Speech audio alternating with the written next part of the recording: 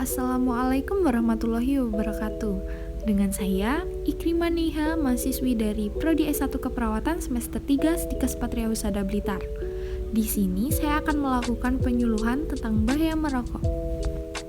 Kita semua kenal dengan apa yang namanya rokok, dan bagaimana semua orang berkata bahwa merokok merupakan aktivitas yang tidak sehat. Tetapi sebenarnya bagaimana sih rokok mempengaruhi tubuh kita? Coba kita mulai dengan komponen-komponennya. Pertama, ada nikotin, suatu zat yang bisa bikin kita kecanduan. Si alasan utama kenapa semua orang yang tidak bisa berhenti merokok.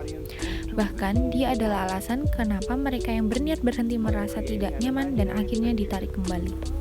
Selain nikotin, ada sekitar 7.000 bahan kimia lainnya yang terlibat dalam proses membakar suatu batang rokok, di mana di antaranya beberapa yang akan menjadi aktif dan dapat merusak badan kita. Terlebih lagi, terdapat 60 bahan kimia yang dapat menyebabkan kanker. Nah, dari sini kita dapat mengambil kesimpulan bahwa merokok merusak berbagai macam organ tubuh kita dan secara umum menurunkan kondisi kesehatan. Komponen berikutnya adalah tar, suatu nama yang diberikan untuk partikel yang tergantung di dalam rokok. Partikel ini berisi zat yang dapat menyebabkan kanker seperti karsinogen. Contohnya adalah metal seperti arsenik, kadmium, dan lainnya. Tar itu lengket dan berwarna coklat. Dan apakah kalian pernah berpikir kenapa gigi dan kuku perokok menjadi kuning? Yap, itu tar, yang dapat juga mengotori paru-paru, memberikan penampilan yang sama.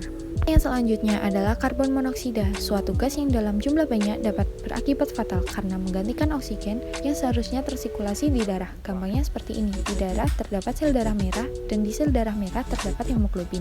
Pada mereka yang tidak merokok, oksigen mengikat hemoglobin dan diantar ke seluruh tubuh, tetapi karbon monoksida dapat mengikat dirinya ke hemoglobin lebih mudah dari oksigen dan akhirnya menggantikan oksigen. Kalian mungkin berpikir, ya sudahlah, apa sih masalahnya oksigen digantikan karbon monoksida? Sangat bermasalah. Karbon monoksida membuat darah semakin kental, dan pada aktivitas seperti berlari yang membutuhkan banyak sekali suplai oksigen, organ seperti jantung, otak, dan lainnya jadi kebagian sedikit sekali oksigen dan dapat berakibat fatal. Selain itu, di dalam rokok terdapat suatu zat yang bernama hidrogen cyanida. Paru-paru kita biasanya mempunyai rambut-rambut kecil yang bernama silia, yang membantu membuang zat-zat asing yang memasuki saluran pernafasan. Hidrogen cyanida menghalangi tubuh kita dalam melakukan proses tersebut dan membiarkan bahan kimia seperti hidrokarbon, nitrooksida, organic oxide, dan lainnya yang ada di dalam rokok berkumpul di dalam paru-paru dan merusaknya. Tetapi dibalik menyatakan bahwa merokok merusak paru-paru, jantung, pembuluh darah, bahkan otak sampai dapat menyebabkan stroke, ada fakta menarik loh yang tidak semua orang tahu. Suatu penelitian menyatakan bahwa merokok mengurangi resiko penyakit yang bernama oxalotic colitis, suatu penyakit di usus. Tetapi rokok juga meningkatkan kemungkinan terkena kondisi suatu penyakit di usus juga. Apakah bebas dari oxalotic colitis sepadan dengan resiko-resiko lainnya? Nah, selanjutnya ada contoh pengguna rokok yang sudah merasakan seperti apa sih bahayanya merokok, dan ini dia videonya.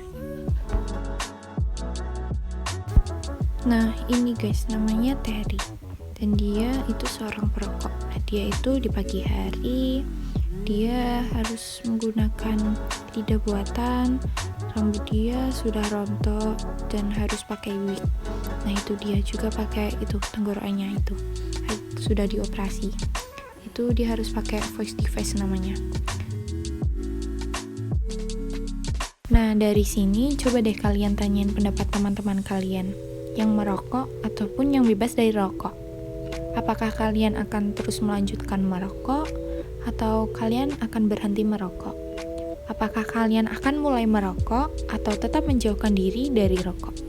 Ingat, hidup sehat tanpa rokok. Sekian dari saya, terima kasih. Wassalamualaikum warahmatullahi wabarakatuh. Bye-bye, see you next time.